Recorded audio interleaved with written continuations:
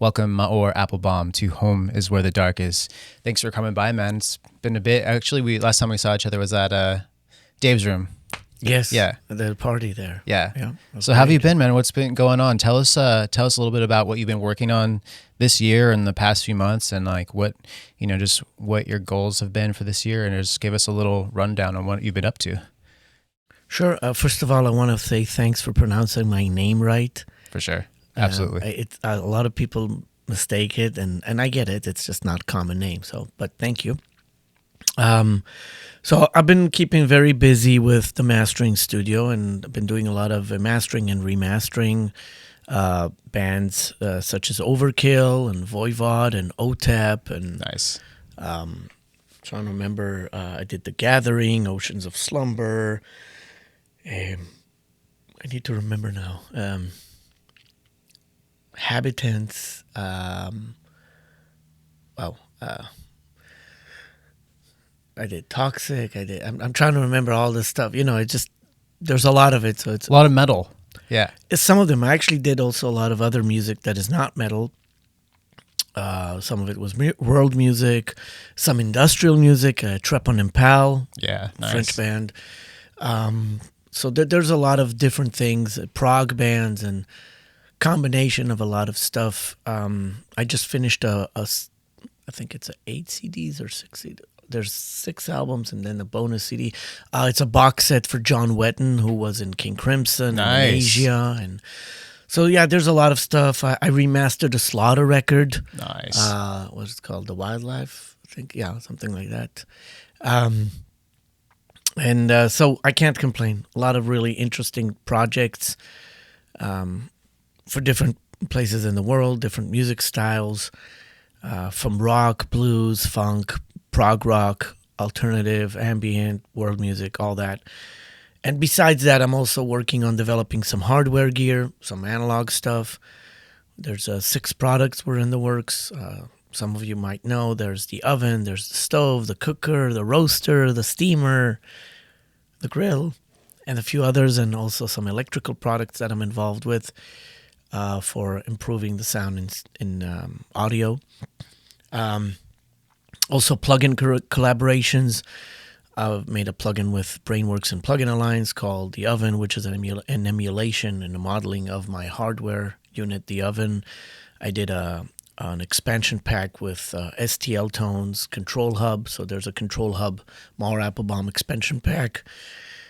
Written a bunch of presets for a lot of companies like Wave, Sleepwing Audio, KIT, Brainworks, IK Multimedia, Softtube, Pulsar Audio, Arturia, and more collaborations moving ahead. And just doing that and guesting on some podcasts and video interviews such as this one. Hell yeah. I'm very happy to be on. Hell yeah. So it sounds like you've been extremely busy, so I'm really happy to hear that. And I know you've had your hardware units, your analog units in the works for a while, and then you came out with the oven, which you sent me a trial for, which was awesome, and I love how that sounds. So people know you for, I think majority of your work is like heavy, like rock and metal, right? But you said, of course, you've done other genres, as we all have, but was that intentional? Was that your plan all along to slowly over time during your career to transition into like a niche market of metal, or did that just happen naturally, or how did that come to be? It's a great question because it's kind of the chicken and the egg thing. Musically, I like a lot of stuff, and my discography has artists like Faith No More, which and Meatloaf and Yes and Eric Gales and Walter Trout but metal is a big part of my discography. I think it is because, one, I connect to the genre very well. I understand it, let's call it this way. Because there's genres in metal where I know how to work them, but it doesn't mean I listen to them on a daily basis. Absolutely, yeah. And then the same applies to industrial, to goth, to punk, hardcore, alternative noise, and blues rock. when a record comes my way, I work at in a way that I think fits it. I don't apply my opinions from metal to blues or my taste from prog rock to pop. Right. I'll approach it as is, and I think what happens is people gravitate to you for a certain thing, and it doesn't mean you're just that. Like for example, you're the more gothic type, I would say. Don't take it in a No, totally get it. Yeah. in an underplaying way. Yeah. It doesn't mean you can't do a pop record. True. You can probably do a pop record, and maybe you can give it the new spice to it. True. Well, what is gothic anyway, right? Maybe just because I wear black every day, but there's traditional gothic music and then there's like modern gothic music, which is completely different. But I totally get what you're saying. You know what I mean? Yeah. That it's interesting you mentioned that. Like for example, when I grew up as a kid or a teenager, whatever you want to call it, I was very influenced by goth bands. Like I liked them. Sisters of Mercy. Right. I mean, the Sisters of Mercy is the actual name. The Mission, Fields of the Nephilim, Bauhaus, you name it. There's a bunch of them. And actually, later on, I got to work with some of them. I got to work with Wayne Hussey from The Mission, and I got to work with... Actually, I also mastered a track for The Mission. I remember like a remix, and I worked with Fields of the Nephilim. I did a single for them, The Prophecy, which came out on a 7-inch. So I did work with that genre, and also the modern goth as well. So I said goth because I walk into the studio, and this is amazing. By the way, I told you this. Thank you. Wow, this is. The design here, it calls for that. Does it mean it's the traditional? No. Right. It's more the modern. I think when you say that, though, it makes me think about I think gothic means something different to everybody, because to some people it means, someone that wears all black, or to some people it means Sisters of Mercy, or, you know what I mean? It's like, it's a spectrum. But yeah, I mean, I totally get it, though, because unfortunately, this is how a lot of the things work in the music industry. It's based on not only sonics but aesthetics. So if you see it's why it's weird when you see, I mean, maybe in this day and age, when you see a band like the way that Kiss looks, you don't expect them to sound that way, right? Or when you see like a band like Ghost, the way they look, you don't expect them to sound the way they sound because of the way they look. But then it's like, it's a new discovery, it's a new thing, and then people get used to it. So yeah, I totally see what you're saying though. Yeah. I think that when I would say goth, I am not considering a certain type of music per se, like what ear of the goth. Yeah. Okay. So aesthetic then. It's aesthetic, and it means that you could be doing pop music, but your aesthetic is dark. For sure. Or your aesthetic is vampire, or something like that. For sure. So it doesn't have to be like I would expect to hear a specific thing, as more as a range of aesthetics that you would take them, and it's also visual. Like goth doesn't have to be goth music. It could be goth. You could have somebody who loves hip hop, but they're fascinated by horror, like old horror movies, and Dracula and stuff like that. They will still be fascinated by goth in a way, just not the goth music. Totally, yeah. And by the way, that's also the same with metal, because I used to have long hair. You met me with long hair, and probably the way I look maybe is not the most metal, but it's probably not the most popish or whatever, but people will affiliate me with rocker style, rock and metal, and I would get pigeonholed. People will say, "Oh, he's the guy for metal," or sometimes they will say, "Oh, he only does metal," which ain't true, right? Yeah. I've done 6 records with Yes, and even more records with other affiliates of Yes. So I'm not just metal, okay? And I've done Meatloaf. I've done, other bands. So totally not the metal guy, but sometimes that's what I was being affiliated with, and or people say, "You're the hard rock guy. You know what to do in hard rock." I've done 3 records with Eric Gales. He's like blues, gospel, funk, and I've done 2 records with Walter Trout. He's traditional, he's blues, and so a lot of times people will pigeonhole us, and it makes sense because it's easy for them to find what it is. Yeah.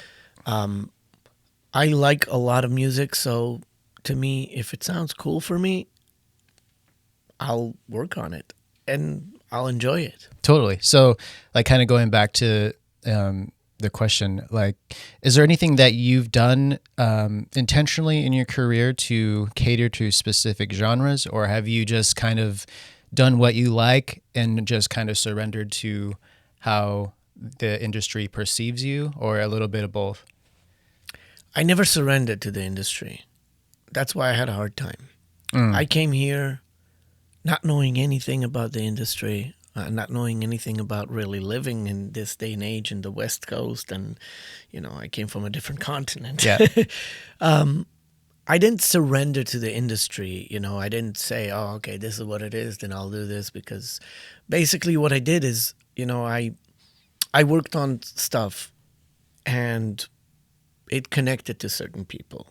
And then those people connected to me in by sending me other projects, and it worked. So we did this and we did that, and then it opened up another window of opportunity here and another window of opportunity, and then someone took the chance on me for something totally different, and it worked. So now this opened up, and some people will just give you what they think is right for you, and some people will say, hey, let's challenge him, or let's see what he can bring to the table. And if it works, then great. Yeah. If it doesn't work, either they don't give you that, or they give you a second try next time. So I think if people look at my discography and say, oh, you got a lot of metal records in your discography, is that because of preference or not? I would say I gravitated to that easier because I was also a metal DJ. I had radio shows back home, and I were DJing at clubs. So I was connected to the genre on a lot of levels. And I think because I've connected to it, I understood it more. And it was a natural progression. Some of my, I can't say first, but some of my initial projects that I worked on were metal. I've done some records with Rob Halford's band, Halford. And I've done like Yngwie Malmsteen and Sepultura and Cynic and Dokken. And, nice. So it was all in those areas. And of course, later on, other, bands and, Therion and a ton of other stuff. And it just made sense that there was a natural gravitational thing, and you gravitate to stuff and stuff gravitates to you. Totally. So if I can say it's intentional because it was a natural gravitation and I didn't say no. So in a way, yeah, there is an intention behind it. Yeah. I just asked because I know there's certain people that go into maybe any industry really when you're specializing, and they have this grand idea for themselves and like what they want to be, and they only do that so that they are only known for that. Kind of what you did with not necessarily the type of music you do, but the service you offer. Like you only do mastering, and you make that very clear, and that was your plan all along, right? I'm only do mastering, and then everyone, the word got out and you're the mastering guy. So everyone comes to you for mastering. So that was intentional, correct? So what I mean is there's some people that I guess if they want to be, they only want to be known for, I'm a pop producer. So they only do pop. And if anything comes to them that isn't that, they either won't do it or they'll do it, but they won't put it on their discography or credit list or whatever. So I see how both ways can be beneficial, because if you know exactly what you want to be and what you want to go after to attract that type of credit list or that kind of band or client, you basically pigeonhole yourself from the beginning. So if you have to be very confident to do that and know that that's what you want to do forever, but then it might close the door to potential other great things that could come your way. At the same time, if you're just open to whatever comes to you, then you might find yourself 10 years down the road, like, wow, 90% of the people that want to work with me are like country bands, because I did that one country record and then it snowballed and I became known as a country guy. And now you're like sitting there kind of going, well, what the fuck? How did that happen? You know what I mean? So I'm just curious, because you have a very, very diverse credit list, which is awesome. So it's cool to know that it kind of just happened that way for you. And the fact that, metal was part of your roots, right? Like you just said. So it's cool to know that, that kind of just came to you. Like sometimes the universe just knows what to put in front of you at specific points, you know what I mean? Which is awesome, that's happened to me a few times. But yeah, it's cool just to know that you kind of just let the universe do its thing. It's true, but I will also mention that, and you mentioned that I said that I only do mastering and that's my thing, and it's true, I only do mastering. But here's a perspective. When you go to a doctor, there's a general doctor, he screens you. Mm-hmm. And if you need something specific, you go to a specialist, cardiologist, nephrologist, whatever, gastro, and like whoever is the specialist, right? Yep. They work very hard to become a specialist. They could stay at their original situation where they finished, med school and when you focus on something really hard, you become proficient in it. Absolutely. Well, you should be. You should. You should. Yeah. Okay. Yeah. Okay. Some will take less years, some will take more. Also, there's a very important, let's say, big master plan that I think a lot of people are not seeing it. When they tell you got to be diverse or diversify yourself in order to get more, it means more and less at the same time. Right. Because you can't be doing everything to the proficient level of equal. Right. Like this is equal to this. When you start doing this and this and this, you're doing maybe 80% here, 20% there. You're starting to change the percentages. Maybe It works. It sounds good. Nobody's complaining. But there's also a thing that you're doing across the board for other people. When there's specialists, there's work for everybody. When people are cutting corners and saying, I don't need the specialist, I can have this guy doing. What they don't understand is at that moment, this guy's making the money and he's getting the lion's share, okay? Or the whole money, and it's not going to the other person. But what he's losing, and he's not knowing this, is at the same time he's developing, there's a clone of him on a different basis. So when I'm saying clone is there's another person doing and offering the same option, maybe cheaper, but he's getting to the point where it's close enough for the client to say, okay, I've used this guy, I was happy. This guy is cheaper than $50. Well, you know what? I can use that $50 to go out and hang with my friends. Mm-hmm. I'll go to this guy. Now, this guy's getting $50 less, but he's getting the gig. Now, the guy who had done the same job, technically, not exactly the same, that was more expensive. Now, either he stays the same situation as he was, or he finds out there's 4 guys now doing the same thing for $50 or $100 less. Now he got to lower his rate to compete with them. These guys are doing it, and then these guys, and then these guys. So when it started happening big time about probably 15 years ago, the whole trend started. What people were not understanding is they're doing the race to the bottom. They're not helping the industry. They're saying, oh, there's no budgets. That's not true. There are budgets. Budget is what you allocate, not what there is.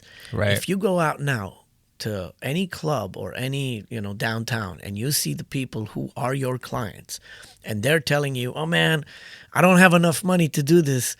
Yeah, you'll see them drinking, smoking, doing drugs, dating, having fun. All that cost money. That money is the money they say they don't have for you. Yep. And that's why I stay specialist, stay true to what I'm doing, and not trying to be diversifying, because if I do that, I'm adding to the same problem. Totally. And it's augmenting it. And we love our job. We invest time, we invest money, We invest in our gear, rent, learning, experimenting, giving our clients way more than they usually pay for. Right. In the big picture, we want to keep doing it. If we start deleting the function of specialists, we're deleting ourselves too. Oh, yeah. Because other people are going to do that. And not only other people, but the artists themselves. They'll see that, oh, he can do it, he can do it, he can do it, I can do it. And that's, again, a race to the bottom. So Well, that's why I specialize in what I do, and I stay there. yeah, I think that's great that you've been very consistent with that since you started. And yeah, you're absolutely right. I mean, I've had this similar conversation with quite a few people in the industry, and it's like you just have to stand your ground and know your value and not deviate, you know. And it's the people that value you will come to you, and they will they'll get amazing work, and they won't try and well, most of them, hopefully, from my experience, they won't try and like lowball you. They'll just be like, I want to work with you more. Here's our record. What's your rate? Here, this is the rate. Great. Let's go. And you just get to work and get to making a great record. And the people that value you, you know, they're going to come in with that attitude. And it's just, yeah, man, it's exactly what you said. Like I deal with that like literally every day. I always hear about some new person undercutting, who's this guy? It's just like, it never ends. There's just so much. And it's hard. It's really brutal, but it's what you said about knowing your worth and sticking it out. Yeah. It's fine to give discounts. Sometimes the artist is limited to a certain amount, and if you save him another 100 or 200, he can do it. It's more of like the actual respect doesn't come from you knowing how to do everything. Yeah. Like if you're a superhero at that moment, you get the minimum respect, but then someone else gets the respect. It's more about, it's a community thing. If you're part of a community and you're part of a process, there's a guy producing, guy mixing, or a guy producing, mixing, and someone mastering. If there's more people in the equation, it levels it up. It elevates the project. The sonic quality can become better. The results will be more engaging. Everybody's more happy about it, and everybody's more excited. And what does that thing does? It generates, if you want to call it on a metaphysical level or whatever, but it generates energy and respect that people vibe with it, if you want to call it, or they're happier. Okay, and it makes you happy, it makes them happy, it makes the audience happy, everybody's happy. And when everybody's happy, they're willing to shell out the money, they're willing to give people opportunities. They don't look at it as a depressing factor. It's like, oh, now I got to do this, now I got to do it. No, it's not like chores. You want to be happy with doing the record. It might not be easy. You know, sometimes doing a record is frustrating because of the amount of takes, and you know, you get to vulnerability while you're working, and sometimes it crashes with reality. But when a record is out, it's out to the world. Mm-hmm. You want people to forever. engage with it. Yeah. And that's why it's important for me. There's a connection. And the more I stand my ground with that, and it's not just being stubborn. It's just, I want to give you the best I can. I want to make you happy. I want the other person that I'm working with be happy too. And I think, I would say the trend started way before 15 years ago, but 15 years ago, 16 years ago, when economy hit, then it was a reason for people to start that. You know what I'm saying? And like you said, you have to raise your rates because inflation, you know, cost of living, especially we're in LA. You know, LA is not an easy town. So No. totally. And so, you know, you got to deal with that, and that's part of the reality, you know. How do you feel about the new, I mean, it's not as new now, but how do you feel about the whole Atmos format? When I came to LA, I was doing some surround work for Rob Halford. And surround, there was no standard, okay? Because it was, you know, the system in the works in the studio was measured. and you had to have a dB meter and measure everything, make sure it's good. But when it came to the home, everybody's surround system was totally in different places. Whacked You out. had Yeah. satellite speakers there and there and there, and it was just like totally not, not the same as what you were working with. And that format just didn't live for long, because less and less people were watching videos and looking at surround. Other videos were like in stereo, and that just vanished. And then once in a while, you maybe would get one. If you're doing movies or TV, it did come back. But for music, it was less. And then Atmos, for me right now, I didn't approach it. I didn't go for it because, one, there's still, it has what you call, it's in its birth. I mean, it's already made and done. People are doing surround mixes and all that. But it's still not in the stage where it's standard, okay? And there's still not, every car and every headphone and every system is Atmos. So they're still going that route of developing it. And even the record labels are still kind of figuring it out. If it goes to mastering, if it doesn't. And so I'll let it be right now and let it develop. And if we get to the point that Atmos is the thing and it's going to be there, then we'll have to approach it. Right now, I'm letting it develop. I don't mind being late to the party, because even being late to the party could be cool. It could be a nice thing, Yeah. Well, do you have clients coming to you asking, like inquiring about Atmos mastering or anything like that yet? Because I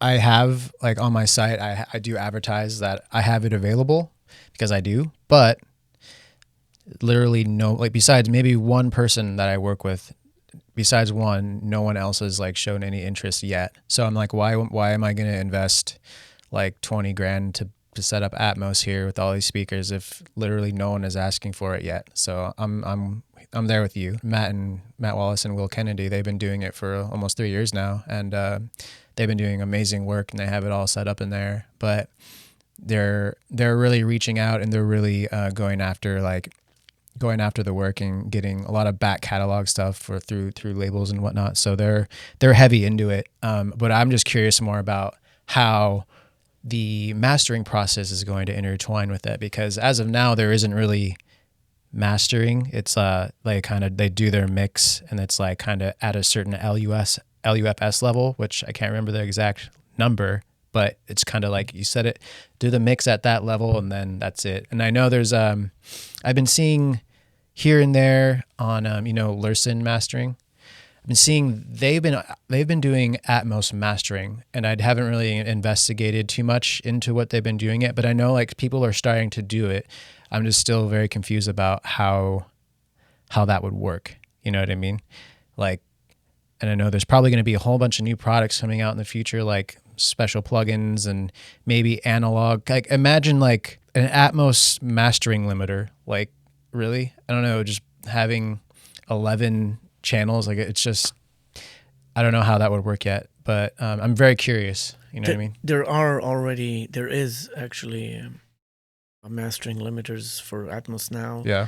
It's quite compressors. It's quite new. Yeah. There is even analog setups for Atmos, and some of them are just certain inserts. Some of them cover all.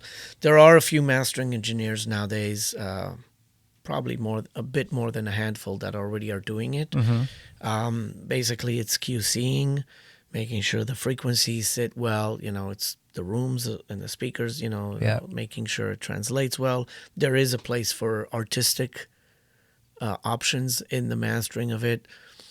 I know personally a few that have, went that route, and they're doing a lot of pop and some rock. There are options in that field. It's not just locked to how the mixing is sent. But like I said, right now the labels are figuring it out, and Some projects go to mastering engineers for Atmos mastering, some don't. It's going to take a while till it all finds itself. And right now, for me, it's better not to invest in it because I only got one request in the past 4 years, Okay. Yeah. uh, which it was not a request, it was an inquiry if I do so. Mm-hmm. But I kept doing the stuff I did and nobody was asking. But again, things can change and technology develops. Yeah. And especially if you have back catalog, you know, some stuff would be translated to Atmos and, you know, for binaurals or for a whole system. I think 5 years from now, we will gauge the situation differently Yeah. because it will be enough years for a huge amount of back catalog to be done, huge amount of new material coming in, and enough rooms and enough testing ground to know how it translates on the different streaming applications and in cars and in sound bars and Yeah. content providers. So I would give it a few more years and then we will really know where it stands. But it's cool that it's happening because engineers can do this and make a living on it and enjoy the process because it's very interesting because you can really spread things out. Yeah. And there's new possibilities, artistic possibilities as well if you're producing that way too. Yeah. So this could be very unique and I think it could be groundbreaking. But again, it's different than how we normally hear things. So the translation's going to be different than how we're used to hearing in stereo. Yeah, it still has a long way to go. And I know that a lot of the newer like electric cars, I believe like some of the newer the like electric Mercedes and Teslas, like they're already building Atmos speaker setups into the cars. So I'm not jumping into it and like if I ever need to do it, I'll just hire Matt and Will to do that. But yeah, so what about AI? Like how do you feel about this new AI generation with music and the new just this new trend? And are you worried about that, or do you think it will be a unique tool for artists, or what are your thoughts on that? Maybe this won't be a popular belief, but I think the more we talk about it, the more we help it become. I think that the more people try it out, they're actually feeding the machine. And I think that, we have to understand that we are replaceable by machines for one reason. It's only a matter of what's acceptable. For example, if you make a certain dish and a machine can make that dish and it might not be exact as the human doing the dish, but it will be acceptable, then the acceptable will be the rule and not the better one. Same thing with music. If you're liking it and it's cool and you're saying, oh, it's cool, I like it, or, oh, it mimics exactly, okay, then what will happen is people will accept it. If people will accept it, don't be surprised you don't have a job. Yeah. It's like you have to be, it's not being fearful, it's being conscious. Sure. And the reason AI can replace us is because people, even if people like excellence or people connect more to real art or stuff like that, at the end of the day, people also follow stuff. Oh yeah. And if something is being represented to us as this is the golden standard, the generation after us will accept that. So Yeah. it's dark. I'm there with you. It's dark. So it's kind of like what happened in the very beginning, like infancy of the online mastering trend. That was a thing for a while. Like remember, I don't know, it probably still exists. I don't know, but still, and they like make good Lander, money. Right?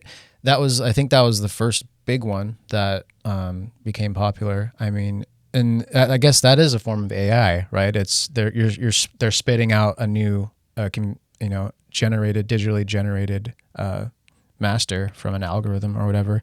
So that It doesn't was have to be AI, but when we say AI, there's a lot of levels of AI.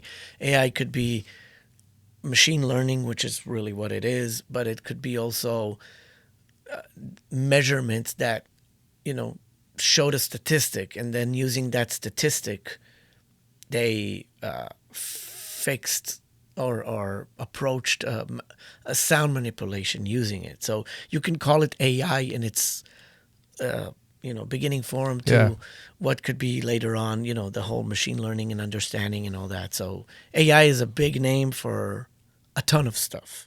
How did you feel about that when that first became not popular, but when that first became active in the industry, like the Lander stuff and the spit it out, generate and spit out mastering, like online services? I mean, I tried it once. I don't think it was Lander, it was some other company, because I was just curious to see like how good it was, and it just sounded like someone just squashed the mix through a limiter and printed it. That's what it sounded like. It didn't really sound like there was anything. There was obviously no human feel to it. But how did you feel about all of that? And I know it still exists, but have you? I mean, I've never really had anyone that I've worked with ever talk about any of those online services and like actually use them. I think it's just for like people that are kind of starting out and they made a beat at home, or they made a track at home and they just want to see how it would sound mastered, so they do it really quick online. But how did you feel about all that stuff when it started? Right now, there's quite a bunch of services that do this, and some of them have external hardware gear part of this chain. Some of them have algorithms.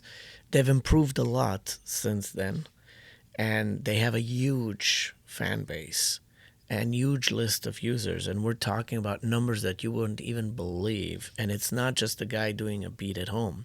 Some of them are actually producers, mixers that make music licensing stuff, like syncs, placement, library music, and they need something to sound loud, competitive to the other stuff. They'll throw their 100 tracks in a month or even more, whatever. And then there's even producers, mixers that will put it just to give the client a reference, and oh yeah, I'm just running it through this AI thing. And yeah, you'll be surprised how much that exists. There's even plugins that actually have that inside them, which can give you kind of an emulation of it. And there's more services out there. Rather, if it's good or not, look, there are times where it's crappy. There are times where it's okay. There are times where it's fine. And there's times where it's good. Excellent. Maybe you can get to some. Maybe if it has some tweaking options, and you can do that. But at the end of the day, it's about acceptance. If someone puts it in and says, oh, it actually sounds good, it works for them. And if it works for them, they usually will opt for that because it costs them less money. Yeah. So I've been seeing this for years. You can't stop technology. You can't avoid it. It's nothing that you can't do anything against it. It's someone put money and time to develop it. It takes time to figure these things out right. And a lot of companies are all the time working on these ideas to make it happen because it's going to pay them really well. If they're getting $1 from, 100,000 users, that's $100,000 per track. Okay, and think of that. If they get, 100 tracks a year, which is nothing. It's a minimum. They're probably going to get probably 1 million tracks a year. You know what I mean? Sure. It will make money if someone is looking to do something like that. Yeah, they can get traction and they can make money off it. It's not going to sound like a mastering engineer that is devoted to the project, but sometimes that's what the person wants. I think it's best to have a mastering engineer that's dedicated to it, that can actually give you his taste and aesthetic, and you can have a dialogue with him if you like it or you want any changes.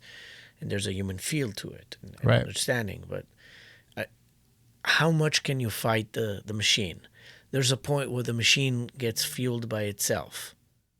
Yeah. And I remember there's this one like ad that kept popping up in my feed. I think it was on Facebook, but I forgot the name of the company, but it was like, maybe you've seen it. The ad, it's like, it shows like this robotic arm going and reaching in on analog gear, and you can control it through the internet, and you send your track, it spits it in. You can control it, like you can master it through the internet with a robotic arm, and then it spits it out to you. There's a few of those now. There's one that's an arm, which has the gear, and then there's other ones that have like a whole rack of robotic, like switches that and like they move servos, and then you can tweak the stuff you want, and it will move the machine. So I wouldn't call that exactly AI in the term of AI, but it's more of like you have accessibility to certain chains that can affect your sound, and they're kind of built and proven to sound good on a certain amount of material, at least, and if not covering a lot of it. But yeah, there are options like that as well. So again, they put money, they put time, they invested in thinking of what to work with, and if it gives the results that people want, you can't argue with that. Absolutely. So you've been mastering for how many years now? More than 2 decades. Wow. Okay, so you definitely know the ins and outs of the industry. So what kind of advice could you give to up-and-coming mastering engineers who are maybe possibly thinking about, diving into this for their career? Like, what are the ups and downs you've been through? What are things to look out for? Just major lessons you've learned along the way. The first thing is you have to really think hard. What do you want to do? Because a lot of times people just, I'll do this. And they're like nonchalant about it. They're like, I'm going to do this. But look, everything that you're going to do that you want to be good at requires investment, time, money, sacrifices of, relationships, friends. If you really want to be good at something, you got to be like on it. It's like, I look at my life before being a mastering engineer, it was different. I look at my life when I started mastering, and then when I progressed deeper, and the deeper I went with it, the more my life changed. You can't just take it as like, it's another thing I'm going to do, because then those will be the results, unless you're really lucky. It has to be the thing. You want to be really focused. Yeah, you gotta know that this means you're gonna sit for hours trying to figure out a problem. You're gonna be sitting for hours trying to figure out how to communicate. You're gonna be struggling with materials that comes into your hand that you'll be like, if this was good, if I could have done it better, and maybe not. Sometimes something good is very hard to work on because it's really easy to ruin something good. So don't think for a second that if you had something good coming in, it would easily come out sounding amazing too. If it's bad, it's bad. You got to work it that way. If it's good, it's good, but you got to work it in a different way. Yeah. So, and you learn that the more you progress. I learned my lessons. I had to work with crappy stuff for a long time. And I would assume, if I get something really good, sorry, I'm kind of getting excited. Get into it, yeah. That's the reality. But I would assume, if I get stuff coming in sounding amazing, it's going to be even better. Wow, I just got to get those stuff that sounds really good. No, the stuff that sounds really good is actually very hard to work on because you can easily ruin what they worked really hard to get. Yeah, sometimes, sorry to cut you off, but to interject, but there's even times when I've heard of, I'm sure you've done this too, like where the mix is so good, like there's literally nothing you can do to it. If you do anything to it, it will fuck it up. Like there's times where you just run it slightly through a limiter, or there's some masters that like literally nothing is done because it will change the vibe. It will mess up the song. So like, yeah, there's time. You just have to know when to not do things as well. Right. That's true, but it doesn't mean that the mix is good. True. A lot of times it just means that whatever you're going to do will degrade it in a way that is not comparable to what you wanted to get. So, for example, There's mixes that are what I call sensitive mixes. They're in their spot. You move just a bit, like you get them, you listen to them, they sound good or almost good or great. They have a sound, okay? If you like to call it great, good, bad, whatever it is what it is.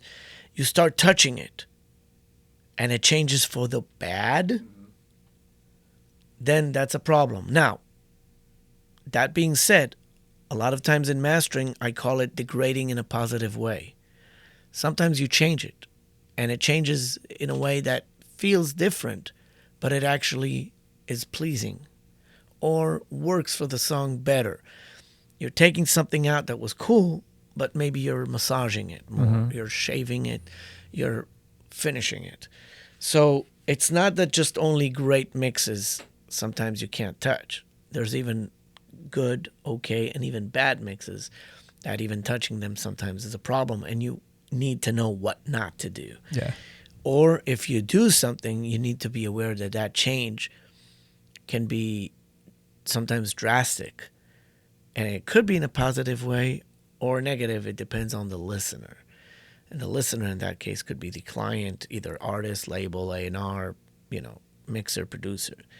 So it could go any direction. And this is what really is the factor of learning all the time. It's like you're doing your PhD on a daily level, okay? To really get good at something, it's like you're going to med school now. But guess what? You're not finishing after 7 years, because now you got to be a specialist. So you're doing 14 years and 20 years or whatever. So if you're entering a career in audio, be aware. To get good, you got to put a lot. And if you want to be a mastering engineer, it's no different than being a tracking or mixing engineer. The only difference is you're the last in chain. So you're not going to have the fun time and sometimes depressive time too, but you're not going to be with the artists seeing them how they're trying to track something, or you're not going to be the mixer trying to put the tracks, like the leveling between the instruments. You're going to be the one just dealing with this, with the final result and shaping it. And nowadays there's so many mastering engineers because the tools are available. You can buy a mastering suite plug-in set for $100 or $200, okay, and you buy a good set of headphones and or a good set of converters and speakers, and you can be good. I mean, now it's all a matter of your ability. Yep. And if you want to go analog, you can go that way too. And there's today products that are more affordable than before. So the world is open for that. But just remember, and this is, if I would go back now and I give myself a tip, is Maor, it's going to be a long journey. Get ready, get your water bottles, get your food, get your toilet paper.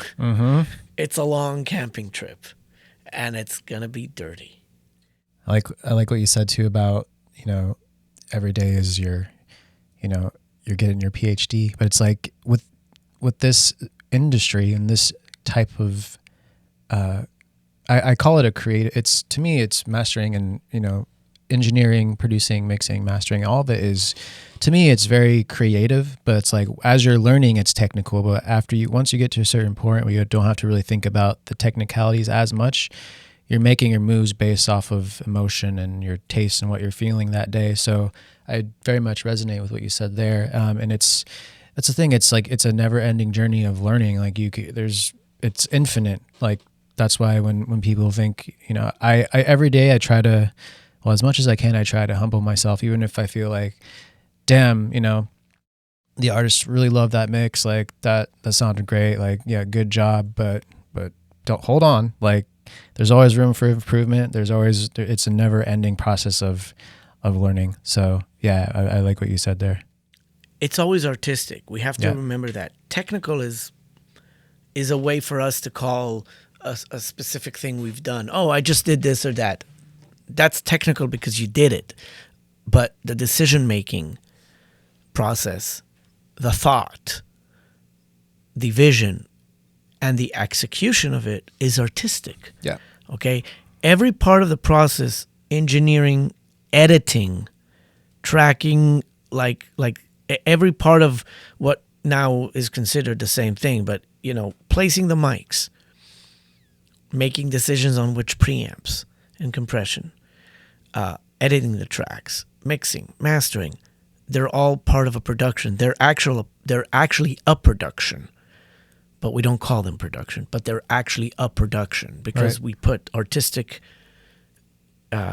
taste and how we think it translates, like how we see the results. I think the only technical part is if I put ISRC codes on it. Okay. Yeah. Even making a decision to use a certain, I don't know, dithering or certain DAW or certain thing like that, any of all that, even if you call it technical, that decision making is artistic. Okay. And anything that you do is artistic at the end of the day because you're dealing with art. Okay. Even cooking is art, right? Oh, yeah. So cooking is artistic. Okay. So if you bring the same spice but different brand, and you choose to use the different brand because it tastes different, that is an artistic choice. Yep. It's the same spice technically, but it tastes different. Artistic choice. Yeah. Everything we do is artistic, and everything has to do with emotion. Everything has to do with perception, how people perceive it. Okay? And, sometimes people judge people by vibes, which is it's a big wrong thing to do a lot of times because there's a lot of people who just don't vibe, but they're great at what they're doing. Yep. Just because they don't vibe with you doesn't mean they can't bring something to the table. Oh, yeah. I don't, to me, vibe is nothing. Like most people are, it has to vibe. No, I don't care for vibe. And I'll tell you why. Because some of the most vibing people I met were not the most artistic people. And sometimes people who were half vibing, if you want to call it, or not vibing, they were very artistic. It's like judging a musician because he's an introvert or extrovert. It doesn't mean anything on the result. Okay, the result is the result. Just because he's an introvert or an extrovert, it could be added value if he's an extrovert because maybe on a stage it works for him. Sure. But maybe the opposite because he's an introvert. Maybe people connect to that personality. Okay, same with vibes. My vibe is I'm upfront with you. You like that or not? Hi, this is what I do. Okay, and I think a lot of people forget that when they're doing music. It's like if they walk into a room and the room looks amazing and it gives them vibe, that's great.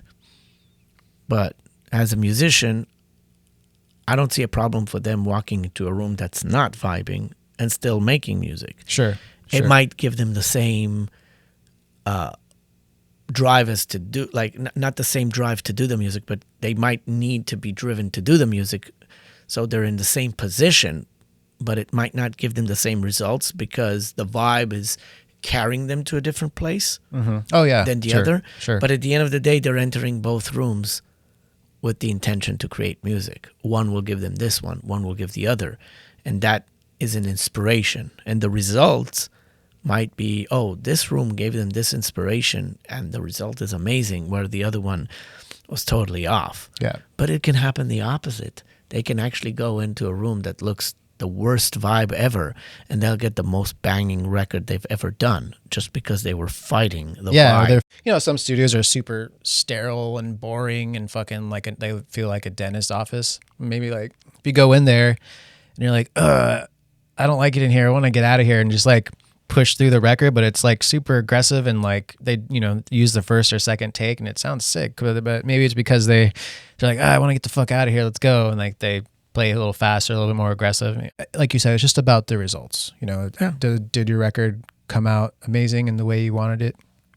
Yes or no? If it did, great. Maybe you didn't get there exactly how you wanted to in every step of the way, but you got there. So yeah, if you look at like history of music, a lot of the best music was done when people were angry and not vibing and not happy. You're in a room and you're like pissed off at your band members, or you're like you get in a fight before a show and you go up and you have a killer set because everyone's like just on the edge, on the verge, and that same thing can happen in the studio. And like you said, like from great records from people being angry at each other.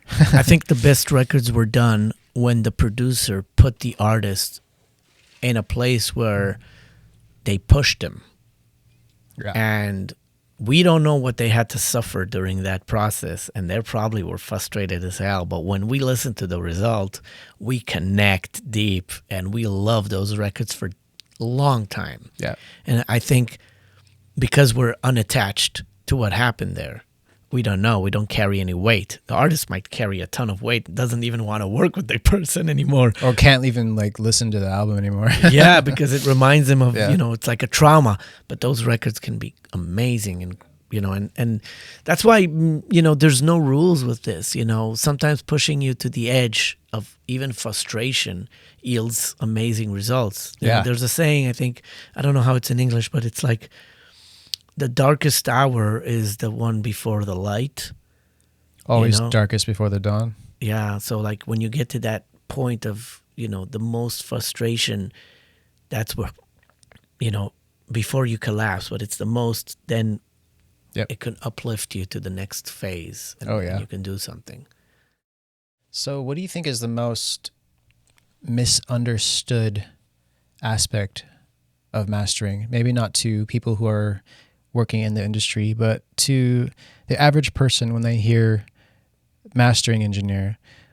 What do you think is the most misunderstood part of the job?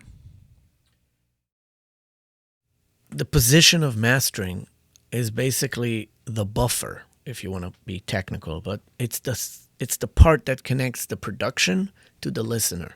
It's the last creative and technical aspect of the process, and it's the first process of transmission, like translating it outside and transmitting it, okay, before it, you know, hits the radio, hits the, you know, TV, streaming. So it's our job, however we do it, to make sure that what the production and the vision of the artist was, and the mix, to translate that emotion. Now, sometimes we do little stuff just to clean up, you know, problems that had from monitoring, and, you know, certain things that kind of augmented and accumulated in less good way, or cleaning up something so there's more clarity. That's one way. The other things is we can inject more energy to it, and maybe more life, and maybe make it more engaging, surrounding, immersive, without being atmosphere surround. Actually immersive, yeah. You know, but when I say immersive, I mean makes you feel it. Okay, you know, it makes you have goosebumps on your, you know, on your skin. It makes you connect to the song better. There's a chance that we can change the vibe of it. I'll give you an example. You go to a museum and you see a picture. You're not just seeing the picture. You're seeing a frame that was connected to the picture. You're seeing the lighting that was positioned to it, and the backing wall. So if you take the same picture and now you put it in 4 different museums with 4 different lightings, you're going to feel different on that picture, because you're not going to look just at the picture. You're going to feel the surrounding and look at how it connects with the surrounding, like the shades, how the color is, how it's in comparison to the background. Like if you have a wooden frame, it's going to look different than if you have a metal frame. Okay, and if you don't have any frame, just the wall, and it's a white wall, it's going to look different. Or if you have a black wall, or any color, it changes the perspective. The visual concept is different now, because you're focusing on different things. The position of the lighting is going to affect on which sides are going to have more light and which are going to have dim light. It's going to affect what your focal point is. So mastering is like that. The mixer gave me the picture, and it's all blended the way he wanted: levels, EQs, effects, all that. Mastering is what type of frame I'm putting and what type of lighting am I positioning with it. And at the end of the day, the listener is the person walking into that museum and looking at that picture. It's a great way of describing it. Yeah, absolutely. So we're dealing with presentation. and we're dealing with augmentation of the emotional connection to the song beyond what was already given by the production, engineering, and mixing. We're adding that to the value. And even if we do something very minimal or we do something more than that, sometimes we'll do a lot of little things that would just add a little, but they finesse it. Sometimes we'll do a small amount of things, but it will change a lot. And sometimes we'll do a lot of things to change a lot. It really depends where we're taking it. And it's very interesting that you can take a mix to like 10 different mastering engineers, and 10 of them will be great, but they're all different. Some of them will be vastly different. Some of them will be subtle differences, but they're all going to showcase something different because it's how the mastering engineer heard it and approached it. And they could be great, and you'll just choose what connects with you or your audience. I feel like a lot of people think with mastering, and same thing with mixing too, like there is one right way to do it. And ultimately at the end of the day, it's about what the artist wants and where they want it to be. But what I love about this art so much and about the process of it is that it's really extremely it's subjective. Like what makes a great mix? Like you said, you could master one song 10 different times on 10 different days. Maybe you master the same song like every week, and then it's different every time. It's about like considering how you're feeling, what you're going through, how you're hearing it that day, if you're in a good mood, in a bad mood. And they can all be good, and they can all have different qualities. But that's one of the reasons why I think some people feel like, oh, there's only one way to master this, or there's only one way to mix this, but it's really like there's infinite ways, right? So that's what makes it so fun and so challenging at the same time, is like, how do I bring this vision to the artist in a way that resonates with me and the artist? So, okay. Yeah. It's true, by the way, because every day you wake up different, and you might feel differently about certain things that yesterday you didn't. And you can do 100 versions, and then the client will say, oh, I like version 3. Yeah. That can happen. Yep. There is a one way to do everything, and that one way is to invest in doing it. If you put yourself into it, that's the one way. Okay? Whatever comes from that result is how you were engaged with that song at that day, or what you brought into the table because you felt it fits. And every day you're going to probably think different, but there might be things that are similar because it's your taste. And then you have other people do it, and everybody's going to bring their taste to the table. It also depends what you worked the day before. Right.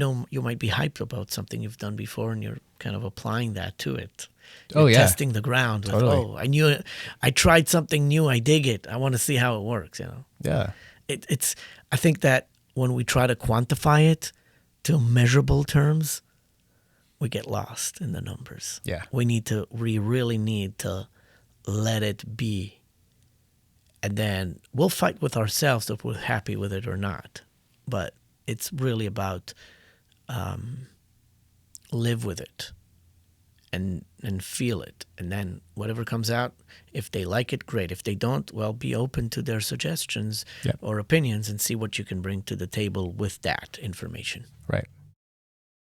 Okay, so final question before we wrap it up.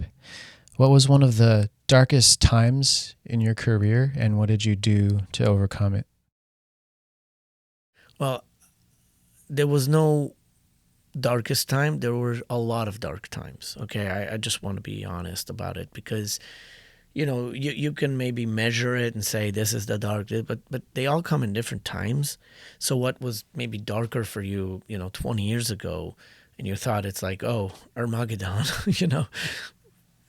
2 years ago would be, oh, that's not a big deal. Like you progress as you grow, you experience stuff, and certain things that were really, felt like you're dwelling in the depth of the abbeys and whatever you want to call it, abyss. Sorry, I don't know how to say the word right.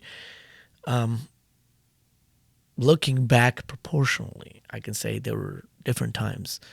I think one of the dark times was, this probably is an well, it is a popular belief, but it's probably also for some people not. But, you know, when you move to a music city, like for example, LA, which is the entertainment capital of the world, you're all full of energy, and you want to make it big here. And the city makes you feel, oh, there's this and that and this. It's like going into a toy store. There's so many opportunities, so many choices to. What happens is you kind of, in time, you figure out that this city is not a friendly city. It's a social city. And it's two different things. Social means everybody's maybe smiling at you and maybe telling you, oh, yeah, we'll work together and blah, blah, blah, and it's going to be fun. And yeah, man, do it. You go for it. They're giving you that pep talk. Well, not a pep talk per se, but they're giving you, they're spicing you up about how cool it's going to be. And they're giving you that feel that you're going to probably working with them and all that. And you find that that's just common talk. It's just saying hello and giving you a smile. And in time, the more you encounter that, it becomes more depressing because you kind of feel like, wait a minute, these people, I talk with them when I see them and they're acting like your friends, and you find that you don't have any friends. They're just social with you. And as time goes by and you continue receiving that, you start feeling alone. Even if you know a bunch of people, you're quite alone here. And I do have friends who are close friends, but it's a big city, big industry. Sometimes your relationships are either friends, working relationships. Sometimes they're working relationships and friends, which is amazing. That's the best.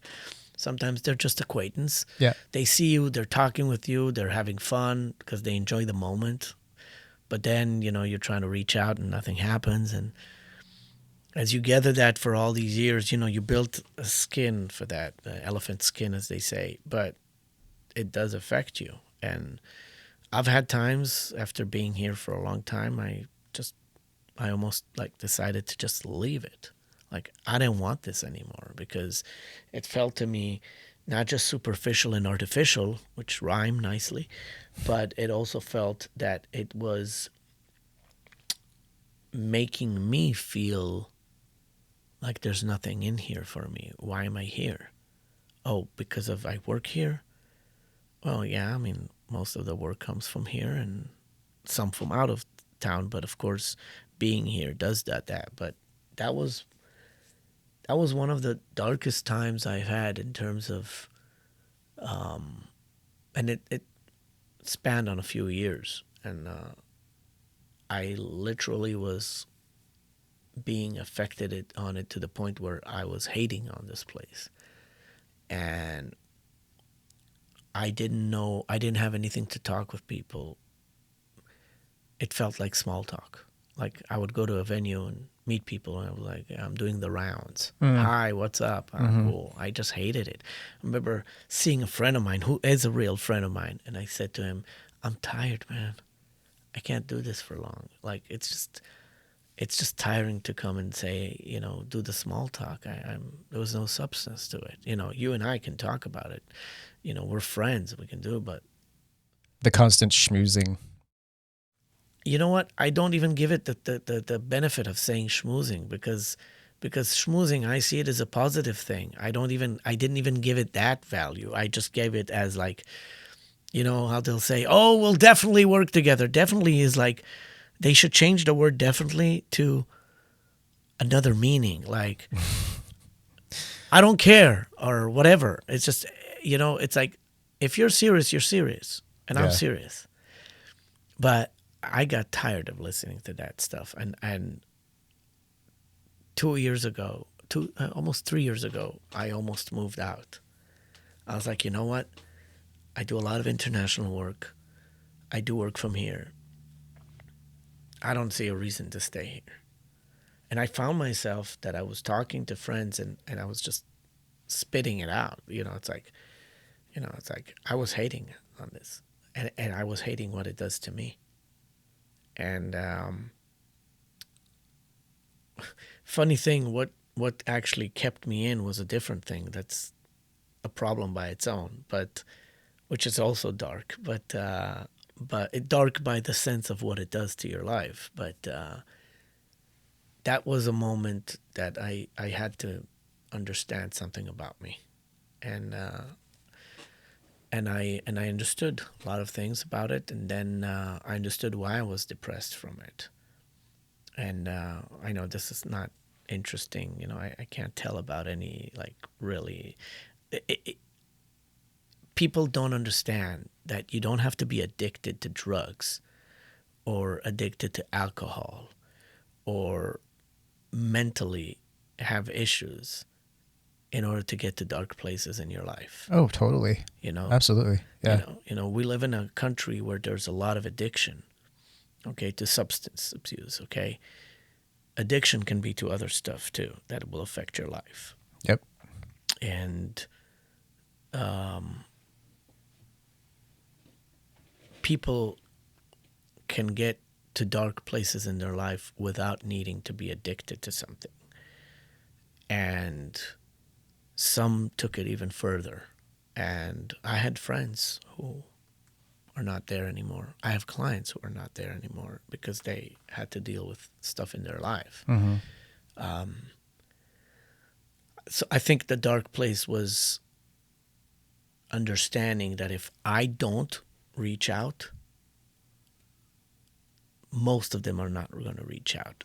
And I was depressed that I felt alone, that like people are not reaching out. Like, and what's interesting is we have all the ways in the world to communicate nowadays. Okay, this is not when prehistoric, when people were either screaming or doing smoke signals. Today we have every way of communicating. You can see people on your phone. You can text them. You can leave voice messages. You can be in different places in the world and in real time have a video chat. Okay, you have emails. You have whatever way of communicating you want. You have. And you choose to ghost. Or you say, oh, emails is the best way of communicating. Yeah, but emails don't respond immediately. It's like, I've seen that on a professional level. Like, oh, emails. Yeah, right. But I need you now, not in 4 hours when you're going to check your email. So that was depressing for me. And maybe it's not interesting for most people, but you'd be surprised how you can feel alone, especially when you leave your home country. And I left in my beginning 30s. I wasn't in my 18 or 20. This is already when I'm in my 30s. And you're like, wow, where I come from, I can give a call to my friend. We'll meet up and all this and that and spontaneously and, hang and have a good time. Here, what? I'm alone here? Everybody's like too busy? No, dude, I completely understand and resonate with what you're saying because I've experienced the same thing. And I think, from your upbringing and like just the way you are as a person, you're very direct and upfront. And a lot of people a lot of people are just avoidant. A lot of people would rather just text or like, there's very few people I know to this day that that ever call. Like, it's like, if you pick up a phone and call someone, it's like freaks people out. You know what I mean? And there's a few people in my life that I call regularly, but it's not a lot. I don't know. It just seems like people are very avoidant. They don't want to just directly communicate anymore. It's all like everyone's hiding behind a screen or whatever. And I feel you there because it does get very lonely. Not only like, I'm not talking like in a personal like friendship way, but we've been in this industry for a while. You've been in longer than I, but it's like, you feel like after a certain point, you develop relationships over time and you feel like, oh, I've known this guy forever. Like, I'm going to just reach out, give him a call or whatever. And when that happens over and over and over and it's just crickets and it's like, well, we worked in this record together, or we did this together, like maybe a while back. But I totally understand what you're saying, because it does feel very isolating. And something I've realized too, the farther I get into this career, is like, you know, I'm no big name or anything, but the more successful I become and the more like goals I reach, the lonelier it feels. Do you know what I mean? Yeah. And yeah, man, first of all, thank you for sharing that. And I know it's sometimes it's a little uncomfortable, or it's hard to like talk about these things, but I guarantee you, like, there's so many people that will listen to this that are going through the exact same thing. Because it also feels like most people, they want to be reached out to. They don't want to have to do all the reaching out, because then it feels like, well, no one wants to talk to me. No one is interested in me because no one's reaching out to me. The reality is, like, if you want to have great friendships, if you want to have great relationships with your acquaintances, clients, associates, etc., it's like, if you can just get over that uncomfortableness of always being the one to reach out, as you've learned, it goes such a long way. And it's I don't feel it like at this point in my life. I just accept it, and I think some people feel it. They see it as like a weakness, like, oh, well, I'm always the initiator, right? And to me, it's more like, it seems like a superpower, because if you just are the one to reach out and communicate, and you can just create more relationships and sustain them. I if it's okay with you that I go deeper a bit. When I see, let's say, a podcast or something, okay, or video, we want to learn something from it, right? And a lot of times we square things, like, I want to learn this, so it has to have this, and have to. There's a lot of information that's beyond those squares that you're checking that is important, okay? And due to how people respond to stuff, people don't want to be vulnerable in public most of the times, because they think that if they're vulnerable, people are going to be like using them for that, or just people think, like, if I even know people that are they're terrified to get on and just talk on a podcast like this. There's been so many people that just straight up I've asked a lot of people, and they just straight up like been like, no, not my thing, which is fine. I get it. But I think a lot of people are just afraid to just get on and talk openly, unedited, and just speak and be exposed, like, for who you are. This is what you look like. This is how you sound. This is your level of intelligence. This is how you speak. This is you. And I think because people are like, oh, they're comfortable with, like, this is a photo of me. This is my best photo. This is my best music video. Like, just getting out, just exposing themselves is very scary, and I totally get it. But I do feel like the more you do that, the more people see you for who you are, and the more people will resonate with you. And I think it's like, believe me, it was very hard for me to start doing podcasts. It was not in my comfort zone at all, and just having long form conversations in general with people, it wasn't like a super comfortable thing. But it's taken time, but now it feels like I said, it feels like a superpower. When you talk about the problem, you find that problem is also at other places. It's not just my problem. It becomes other problems for other people too. And then when you find people who are resonating when I say resonating, it's because they're true to their problems, and they're vulnerable enough to share that with you and say, yeah, I have that as well. It's not just venting. You hear how people struggle with it, but you also hear their way of coping with it. And a few years ago, when I was fed up and I was wanting to leave, that's when COVID hit. And what's interesting is COVID saved me. I know it sounds weird, and I'll tell you why it saved me. Because during COVID, when, everybody was, in that place where they were, it became a humbling experience for some, because some people understood that they can't play rock stars. Now they can't think, oh, I'm going on tour and I'm filled with all that energy and I'm thinking of myself big. Now you don't have a tour. What are you going to do now? Okay, the other person who was maybe doing attended sessions all the time and now he can't do attended sessions, he's like, well, now he can't play Rockstar again. Okay, it changed things, it gave perspective. Now, some people suffered from it. Everybody technically got something from it.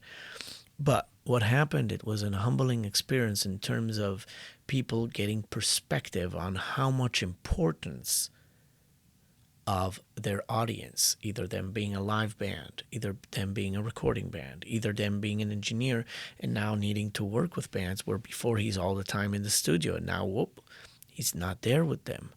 Okay? That changed a lot of perspectives to people.